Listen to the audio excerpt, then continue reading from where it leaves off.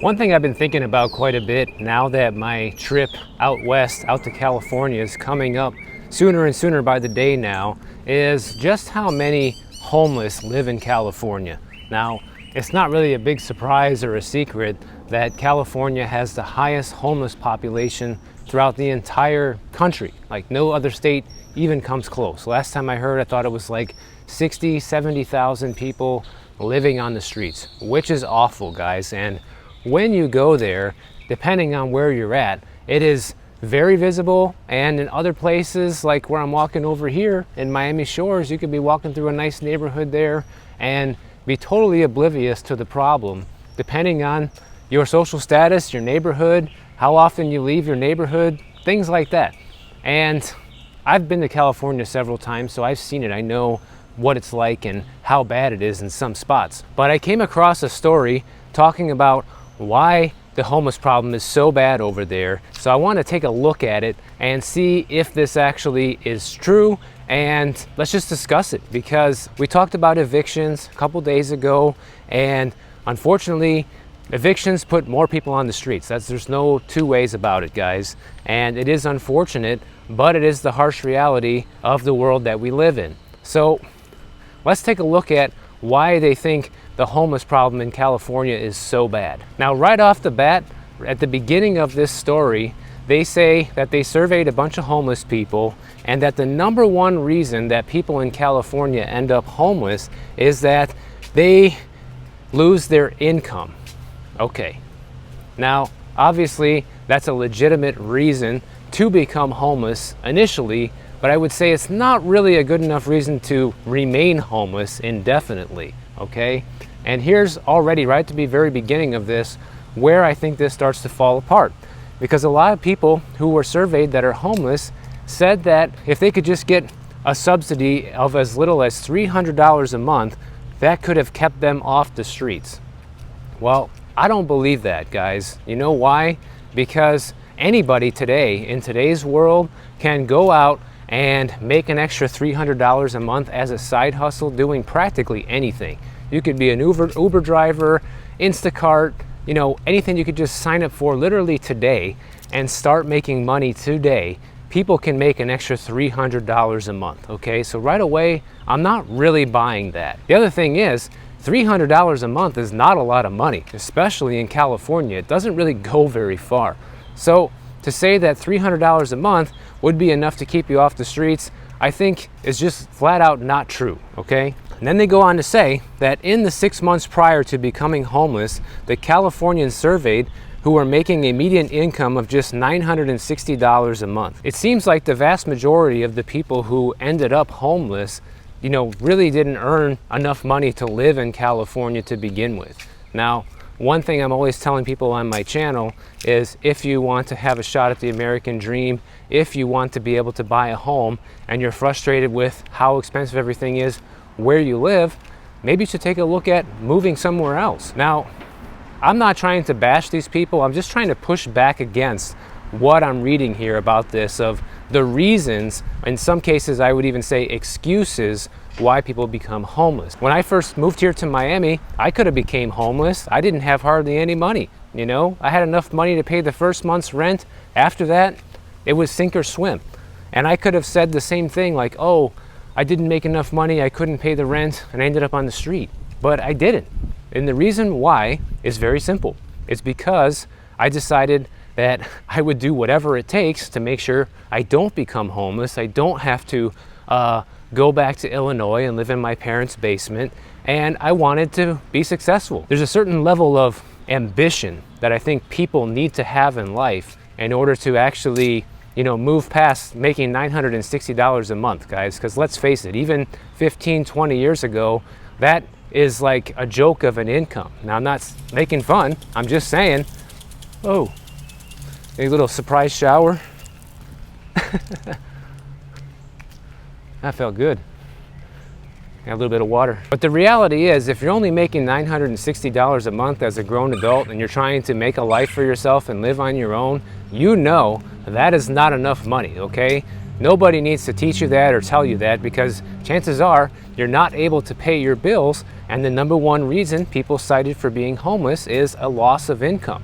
Well, I would say it's not necessarily a loss of income, it's more like not enough income, especially when you're living in the most expensive state in the entire country, guys. Like $960 a month doesn't even come close to cutting it. You couldn't live practically anywhere on that anymore. Maybe some of the cheapest states in the country, and the most dilapidated towns where there's nothing, maybe, but not in California. And what they're trying to say in this report that they did in this study on homelessness is that more than mental health, poor decisions, or drug addiction, money is the number one thing that causes people to become homeless. Now, if you've ever been to California and you've driven past some of the homeless encampments, you know just as well as I do that probably 90% of the people there are severe drug addicts, guys. It is readily obvious when you're just going by these places. I'm not saying everyone is, but the vast majority of them are, and that's just the way it is, okay? And to deny that is not looking at reality. So the feeling I'm getting from reading this story is that they're trying to make it out that not having enough income and not having enough money is the main culprit for people becoming homeless over there. But in reality, I think it's more that people get addicted to drugs and they cannot pay for those drugs anymore. They're making the decision of, do I pay for my rent or do I pay for the drugs? And the drugs take over, guys. They're gonna pay for the drugs no matter what it takes, because that's just more important in the moment, And here's the other thing. We know that California spends billions of dollars every single year to try and fight or combat or, fix homelessness. And every year the problem just continues to get worse. And that's for a lot of different reasons. The biggest one is corruption and the gross amount of overcharging that gets done from, all these people that want to build affordable housing for the homeless and all of this. Like, they just, take complete advantage and charge way too much for these things. Charging $700,000 to build some little shack is insane. Now, apparently this house was for sale last year. They started off asking $2.5 million. They lowered the price down to $2 million last December. Then they took it off the market. So this new listing is not actually on the MLS yet. So I don't know how much they're going to be asking now, but chances are probably more, right? That's how it always goes. Current property tax bill is $11,500 per year. Because the reality is, if they were really interested in helping the homeless there, they wouldn't be charging $700,000 to build a shack for the homeless. It would cost more like $15,000 to put up tiny houses everywhere in a bunch of the state's empty land and let the homeless utilize that, okay? But they don't do it. And the thing is, even if they took all of that money instead of trying to build housing for the homeless or anything like that, what if they just gave all that money to the homeless people? Would that solve the problem? Maybe. Have they tried that? Because they're saying they just needed an extra $300 a month. They never would have been homeless, guys. So do you believe that? Do you think it's true? I think for some people it is true, who just had an unfortunate set of circumstances. You lost your job at the wrong time when you already had, a broken down car, and just the right set of circumstances puts you behind, and that's it, you're homeless. You know what I'm saying? And for those people, obviously it's not about drug addiction, it's about the fact that they were just down on their luck at the wrong time, which could happen to anybody. That's the reality. And if you don't think California spends a lot of money on homelessness, listen to this, guys. Ever since Gavin Newsom became the governor in the state of California, the state has spent roughly $21 billion on homelessness, and obviously it has just exploded since then. So what if they gave all that $21 billion and divided it equally amongst all the people on the street? These guys would be richer than you and me, right?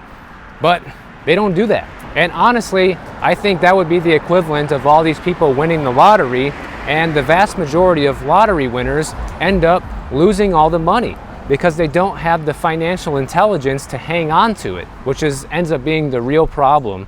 And that's how some people end up in financial trouble anyhow, regardless of being homeless or not. Now, some of the other people interviewed said that they became homeless because of a breakup or they had a roommate that left, or there was domestic violence, so they had no choice but to leave the house, an illness, or something like that. Some kind of unexpected life event ended up people becoming homeless. Now, the way I see this, guys, is if you are literally homeless and you have nowhere to go and you're one of the people staying in a tent or living in your car or whatever, well, the only good side to that, the upside, is now you don't have the most expensive monthly expense that most people have, which is paying for a house, whether you owned it or you rented it. And assuming you still have the motivation to not be homeless anymore, you could just use the money that you're earning from your job and save up enough money to move into a new place, okay? In a relatively short period of time, because now your expenses are far lower than they were before. And even if you did lose your job, you could get another one. After all, California is the biggest economy in the United States outside of the actual country itself. So it sounds like to me it's more like a domino effect. Something traumatic happens in someone's life, they start using drugs or drinking too much, and then the drinking leads to other drugs or whatever, and then they end up on some sort of downward spiral that completely, pushes their life out of control. But at the same time, only 4% of the homeless that they surveyed admitted that the reason that they're homeless is because of substance abuse or alcoholism. So a lot of people don't want to say that this is the truth, whether it is or not. But like I said, you can go past any encampment in the state of California, you'll see needles all over the place, you'll see people tweaking and, acting insane, shouting, talking to themselves, all sorts of things. And all these people are on drugs, So how can you expect someone like that, who's completely out of their mind, to even comprehend, let alone, admit the reasons that ended them up in this position to begin with? You know what I'm saying? So they're kind of like taking these people's word for it on how they became homeless without really getting the full picture, What if they talk to one of their living friends or relatives or somebody that knows them and knows their story on how they became homeless? Then they might get another side of it. Now, here's a story of somebody that gave their full background on how they became homeless. So let's take a look at it. This guy named Carlos said that he had to stop working after he fell off of a ladder. He injured his back and he was not eligible for workers' comp because he was being paid in cash. So essentially he wasn't on the payroll, he was working for the company under the table. So he wasn't able to pay his rent, and he moved out of his apartment and rented a room in a new place. Shortly after that, he had conflicts with his roommates and he decided to leave that place. He then lived with his sister for a little bit until they faced COVID-related job losses, and then he moved out once again to avoid becoming a burden for his sister. And then he decided to live in his truck, and that only lasted as long as he started getting parking tickets, wasn't paying them, and then they towed the truck away. And so now he's in a tent in one of the homeless encampments. So that's his path to becoming homeless. Now, so far it sounds like Carlos has, just the worst luck, and he's one of the unfortunate people that, didn't really get into substance abuse or drugs, at least that he didn't admit that here in his story, but he just had one unfortunate circumstance after another. But also, he sort of voluntarily became homeless because, he couldn't deal with the roommates, so he moved out of that place. Didn't want to become a financial burden with his sister because she lost her job. But I feel like those are the couple of moments right there, the pivotal points where he might have been able to make a little bit better decisions. And what I mean by that is maybe he could have found a different roommate. Let's try and get a different room instead of moving in with your sister, or after you moved in with your sister, it didn't work out, try to find a different roommate. Or better yet, you're with your sister, your family, she loses her job, then you can step up and do something and try to earn and make some extra money. I realize that having a back injury can really limit you on the amount of work you can do, especially when it comes to physical labor, but everybody can do something, guys. I mean, you see people in wheelchairs that work jobs that want to be treated just like people who are not handicapped, and they go out there and they make it happen, right? So I feel like people in this position could do something, but they just don't, either because they don't know what to do, they're lazy, or there's a substance abuse problem that takes over their finances, right? So I'm just not sure if throwing money at this problem is really the answer here. Now, maybe for some people it would be. Maybe for this guy, Carlos, because 82% of the people who were surveyed said that if they were to get a one-time payment between $5,000 and $10,000, that they never would have ended up homeless, similar to getting that extra $300 a month. Well, the state of California should maybe try that, you know?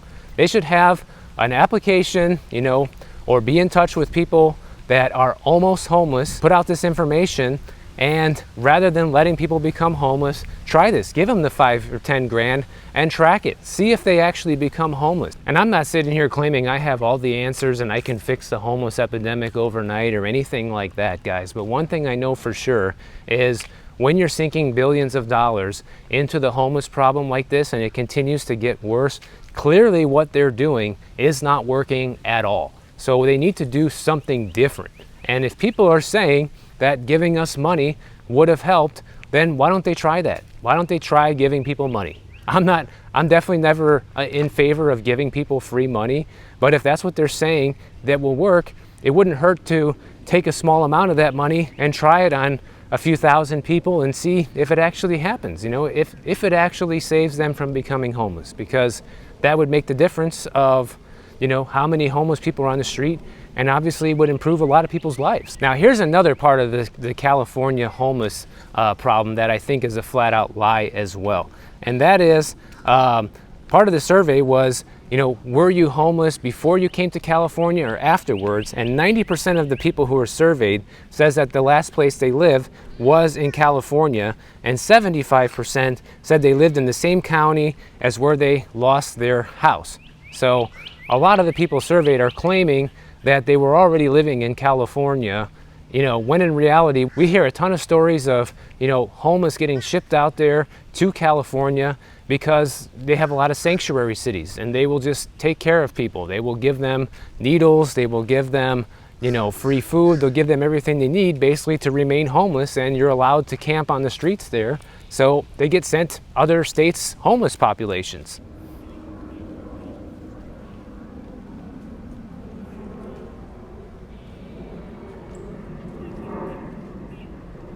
Now, a lot of these people surveyed said that they grew up in broken homes and bad neighborhoods, said that they were beaten when they were kids, maybe even sexually assaulted.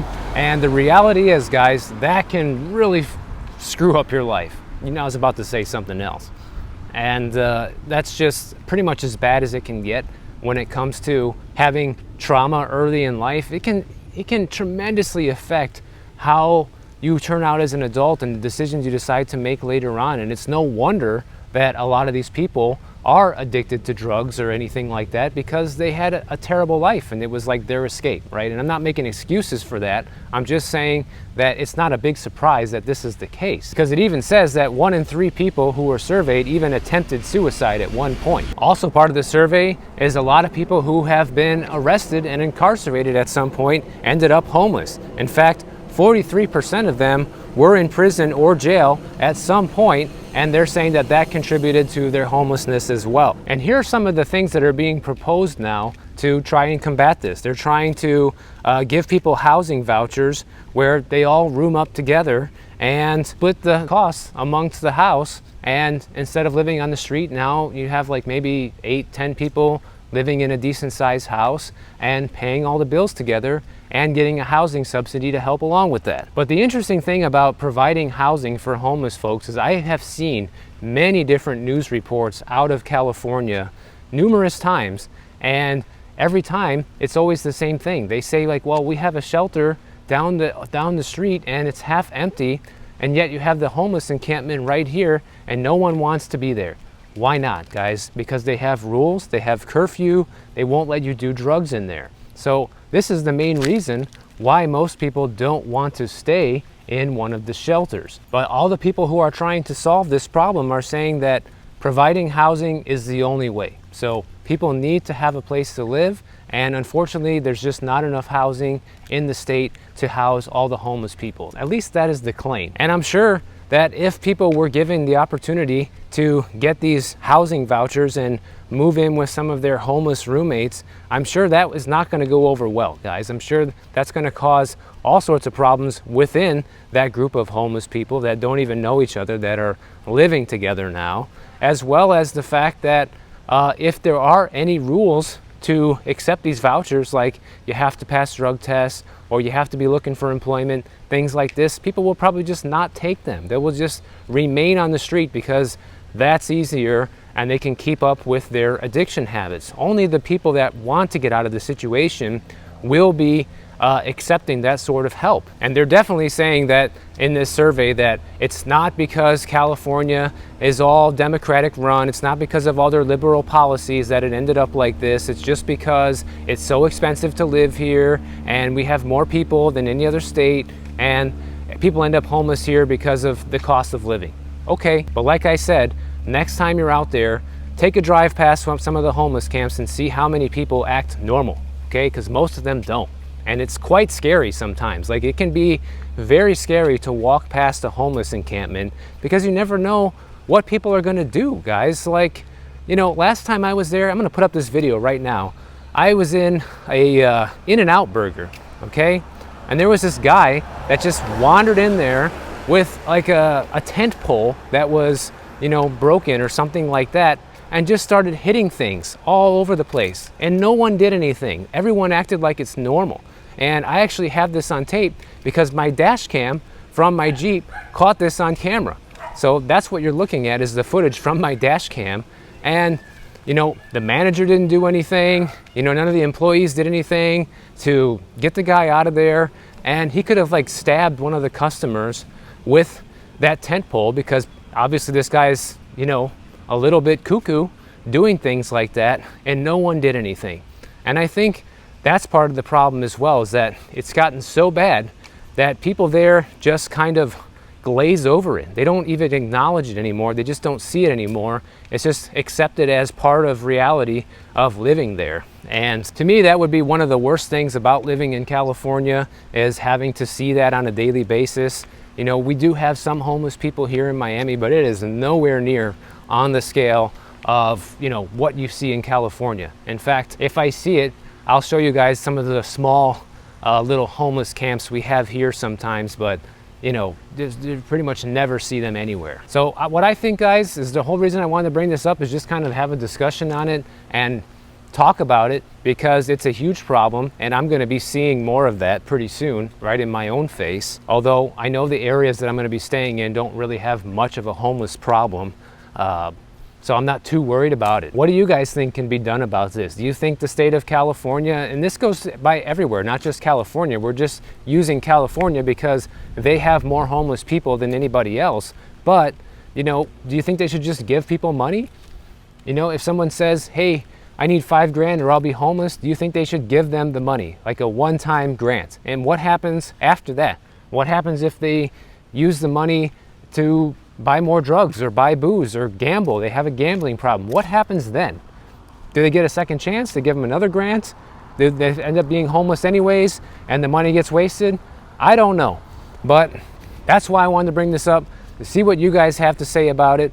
Obviously, it's not an easy problem to solve, but I think the reality is you're going to have maybe a small percentage of homeless people that actually want help, that actually want to get out of this situation, and they do need that leg up. They need that handout to get there. But I would say probably the majority of the people who are homeless, if they could choose right now to be homeless or get their life back on track and give up the drugs and go back to working if there was a program offered and have a place to live, I think most of them would continue living the way that they are. Because once you're in that situation, guys, I feel like the mentality just changes. Something just takes over. It's like you don't want to get out of it. You know what I'm saying? I can't explain the psychological reasonings behind that, but I'm pretty sure that's what's going on in most cases. So something different today. If you enjoyed the video, make sure you subscribe to the channel. And if you don't want to wait for my next video to come out, check this one out right over here, and I'll see you in the next one.